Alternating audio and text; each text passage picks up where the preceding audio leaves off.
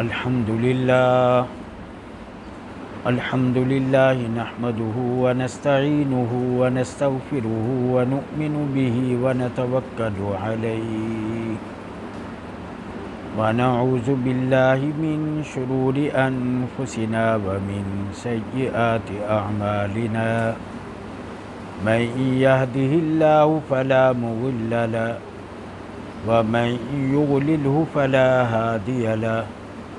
ونشهد أن لا إله إلا الله وحده لا شريك له ونشهد أن سيدنا ومولانا محمدا عبده ورسوله أما بعد قال النبي صلى الله عليه وسلم من أعطى لله ومنع لله وأحب لله وأبغض لله فقد استكمل إيمانه. اللهم صل على محمد وعلى آل محمد كما صليت على إبراهيم وعلى آل إبراهيم إنك حميد مجيد. اللهم بارك على محمد وعلى آل محمد كما باركت على إبراهيم وعلى آل إبراهيم إنك حميد مجيد. حضرات گرامی، معزز بزرگوں، محترم دوستوں، عزیز بچوں، آپ کی خدمت میں نے نبی کریم صلی اللہ علیہ وسلم کی ایک حدیث مبارکہ پڑھی ہے،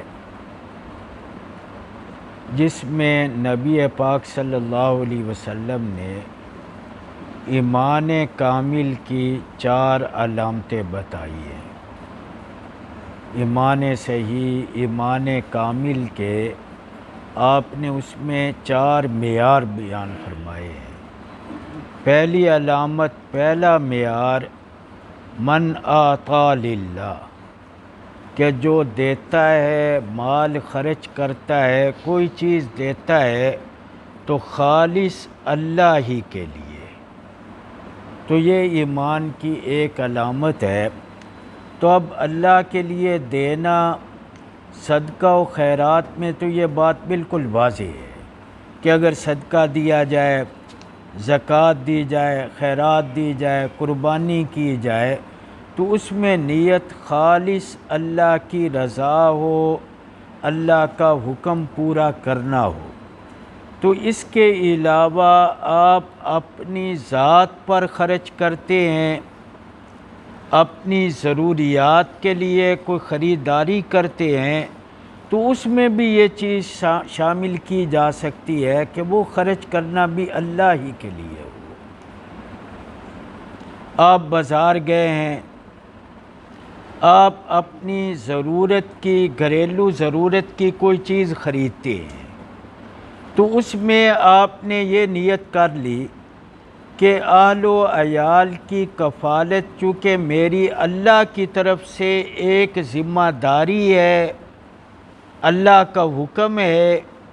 تو اس ذمہ داری کو، اللہ کے حکم کو پورا کرنے کے لیے میں چیز خریدتا ہوں۔ تو یہ خریداری بھی جو آپ کر ہی رہے تھے، یہ بھی اللہ کے لیے ہو کر آپ کے لیے ثواب کا ایک ذریعہ بن جائے گا۔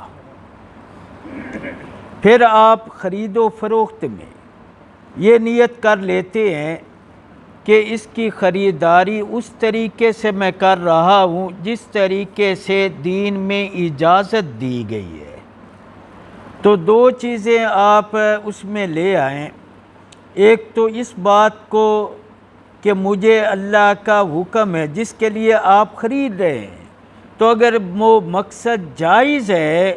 تو آپ اس میں یہ نیت کر لیں کہ مجھے چونکہ اللہ نے یہ حکم دیا ہے، پھر خریداری کا جو طریقہ ہے وہ بھی میں نے اللہ کے احکام کے مطابق اپنایا ہے، تو آپ کی کوئی بھی خریداری کہیں بھی آپ کا مال خرچ کرنا یہ اللہ کے لیے ہو کر آپ کے لیے ثواب کا باعث بنے گا۔ حتیٰ کہ آپ اپنی ذات پر خرچ کرتے ہیں، آپ کوئی چیز کھاتے ہیں، آپ اپنا لباس خریدتے ہیں، کوئی چیز اپنے لیے آپ خریدتے ہیں، تو لیکن اگر اس میں آپ یہ نیت کر لیں کہ نبی پاک کا ارشاد ہے وَلِنَفْسِكَ عَلَيْكَ حَقًّا، کہ اپنے حقوق بھی تیرے ذمے ہیں، تو جو اللہ نے، اللہ کے رسول نے میرے ذمے میری اپنی ذات کے حقوق لگائے ہیں، ان کی ادائیگی کے لیے میں یہ خرچ کر رہا ہوں، تو یہ اپنے لیے خرچ کیا ہوا پیسہ یہ تمہارے لیے ثواب کا ذریعہ بن جائے گا۔ حکیم الامت حضرت مولانا اشرف علی تھانوی قدس سرہ، ان کے ایک خلیفہ ہیں حضرت ڈاکٹر عبدالحی عارفی، تو آپ فرماتے ہیں کہ ثواب اور اللہ کو راضی کرنا، ثواب کا معنی یہ کوئی مشکل کام نہیں ہے، صرف زاویہ نگاہ، اپنی سوچ کا ایک اینگل تبدیل کرنے کی بات ہے۔ تو دیکھیں کہ آپ اپنے لیے کوئی چیز خرید رہے ہیں، کھانے کی، لباس کی، اپنے گھر والوں کے لیے کوئی چیز خرید رہے ہیں، تو یہ معاملات تو آپ نے کرنے ہی ہیں۔ عید پر آپ نے لباس خریدنا ہے، تو لیکن اگر اس میں آپ صرف یہ نیت کر لیں کہ عید کے دن عمدہ لباس پہننا سنت رسول ہے، تو آپ کے یہ معمولی معاملات جو آپ نے کرنے ہی ہیں ثواب کا ذریعہ بن سکتے ہیں۔ دوسری بات آپ نے ایمان کامل کی علامت بتائی منع للہ، کہ جو اللہ کے لیے مال کو روکتا ہے، تو یعنی کسی ایسی جگہ مال کو خرچ کرنے سے روک لینا جہاں اللہ کو خرچ کرنا پسند نہیں ہے۔ نبی اکرم صلی اللہ علیہ وسلم نے مال خرچ کرنے سے روکا ہے، فضول خرچی سے اللہ نے روکا ہے، نبی پاک نے پسند نہیں کیا، تو اب آپ فضول خرچی سے روک رہے ہیں اس وجہ سے کہ یہ اللہ کا حکم ہے، اب یہ آپ کا پیسہ بچانا آپ کے لیے ثواب کا ذریعہ ہو گیا ہے۔ کوئی شخص آپ سے پیسے مانگ رہا ہے کسی ایسے کام کے لیے کہ جو کام شرعاً جائز نہیں، تو وہاں آپ پیسے کو روکتے ہیں اس لیے کہ جہاں یہ پیسہ صرف کرے گا تو وہ موقع اللہ کو پسند نہیں ہے، تو یہ آپ کا پیسہ روکنا آپ کے لیے ثواب کا باعث بن جائے گا۔ کئی جگہ ہیں جہاں ہم پیسہ خرچ کرتے ہیں، گفٹ دیتے ہیں، تحائف دیتے ہیں، تو لیکن وہاں تحائف دینا، پیسہ دینا اللہ کو پسند نہیں ہے۔ تقریبات میں، شادیوں میں، مختلف احباب اور برادریوں کی تقریبوں میں ہم پیسہ لگاتے ہیں صرف اس لیے کہ برادری میں، معاشرے، ماحول میں ہماری ناک نہ کٹ جائے، تو لیکن ہمیں معلوم ہے کہ یہاں پیسہ لگانا اللہ کو پسند نہیں ہے، تو اب وہاں ہم پیسے کو روک لیں کہ جہاں تحفہ دینا، گفٹ دینا اللہ کو پسند نہیں ہے، تو وہاں ہم رک جاتے ہیں، تو یہ ہمارا پیسہ روکنا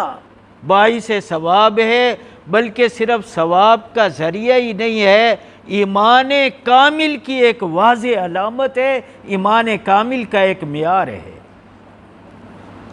تیسری بات آپ نے یہ ارشاد فرمائی وَأَحَبَّ لِلَّهِ،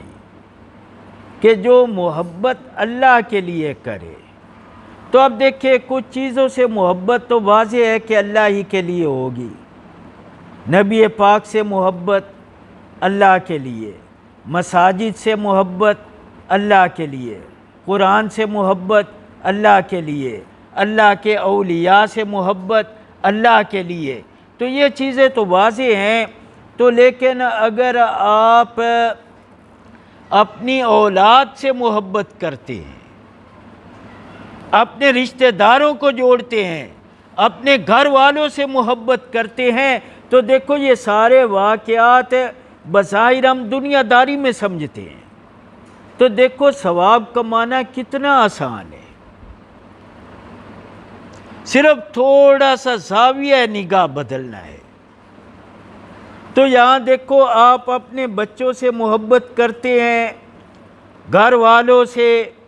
رشتہ داروں سے، اپنے دوست و احباب سے آپ تعلقات رکھتے ہیں، تو اگر اس میں بھی آپ یہ نیت کر لیں کہ اللہ کا حکم ہے رشتہ داروں سے جوڑنے کا، مسلمانوں سے محبت کا، تو یہی آپ کی دوستیاں، یہی آپ کی رشتہ داریاں، اولاد و گھر والوں سے یہ تعلقات، یہ آپ کے لیے ثواب کا ذریعہ بن جائیں گی۔ تو اللہ تعالیٰ دلوں کو دیکھتے ہیں، دلوں کے خریدار ہیں۔ تو یہاں آپ نے تھوڑی سی دل کی کیفیت تبدیل کی ہے، تو وہی معاملات جو آپ نے کرنے ہی ہیں، آپ نے دوستوں سے تعلقات بڑھانے ہیں، بنانے ہیں، اپنی اولاد سے محبت کرنی ہے، تو لیکن یہاں صرف ایک چیز اور بڑھا لیں تو انہی محبتوں میں وزن بھی پیدا ہوگا۔ آپ ذرا اولاد سے، اپنے دوست و احباب سے اللہ کے لیے محبت کر کے دیکھیں، ثواب تو اپنی جگہ ملے گا، ان محبتوں میں بھی وزن پیدا ہوگا۔ اب آپ اولاد سے اللہ کے لیے محبت کر کے دیکھیں، پھر اولاد کا گھر والوں سے اپنے سے رویہ ذرا دیکھیں۔ آخری علامت جو آپ نے بتائی وَأَبْغَضَ لِلَّهِ، کہ کسی سے نفرت ہو، بغض ہو، تو وہ بھی اللہ ہی کے لیے۔ تو کوئی شخص کافر ہے،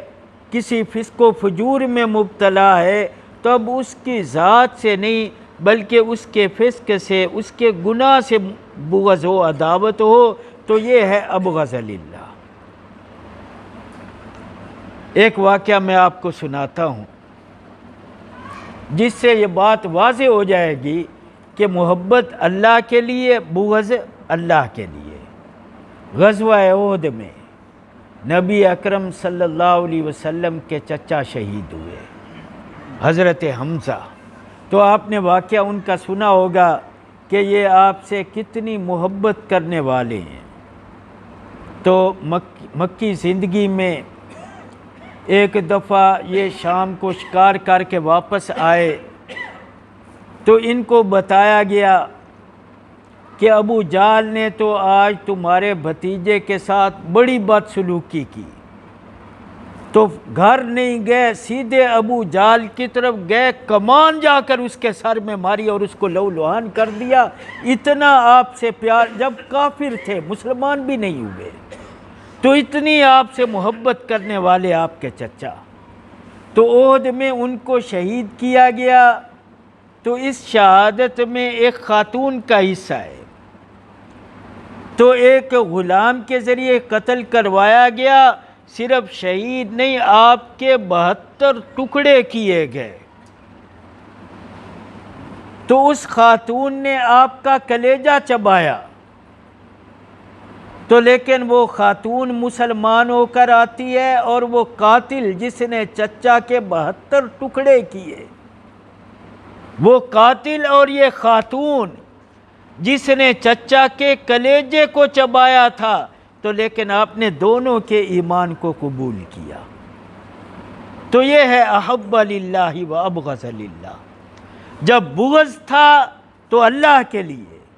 تو جب آئے ہیں قدموں میں ان کا ایمان قبول کیا ہے۔ اب آپ کو اختیار تھا ان کو قتل کرواتے، ان کے ہزاروں ٹکڑے کرواتے، تو لیکن اس کے ایمان کو قبول فرما رہے ہیں۔ تو یہ ہے کہ آپ کا جو بغض تھا وہ صرف اللہ کے لیے، اب وہ وجہ نہیں رہی، اس کے ایمان کو آپ نے قبول فرمایا۔ تو یہ 4 ایمان کامل کی علامتیں ہیں۔ تو اللہ سبحانہ و تعالی ہمیں ان کو اپنانے کی توفیق عطا فرمائے۔ اگر ہم مال خرچ کریں تو اللہ کے لیے، روکے تو اللہ کے لیے کسی سے پیار کرے، محبت کرے تو اللہ کے لیے، کسی سے بغض و عداوت ہو تو اللہ کے لیے، تو اس پر رسول اکرم صلی اللہ علیہ وسلم نے خوشخبری دی ہے کہ اس کا ایمان کامل ہے۔ اللہ سبحانہ و تعالی ہمیں اپنے ایمان کو کامل کرنے اور نبی پاک کی بتائی ہوئی علامتوں و معیارات کو اپنانے کی توفیق عطا فرمائے۔ وما علینا الا البلاغ۔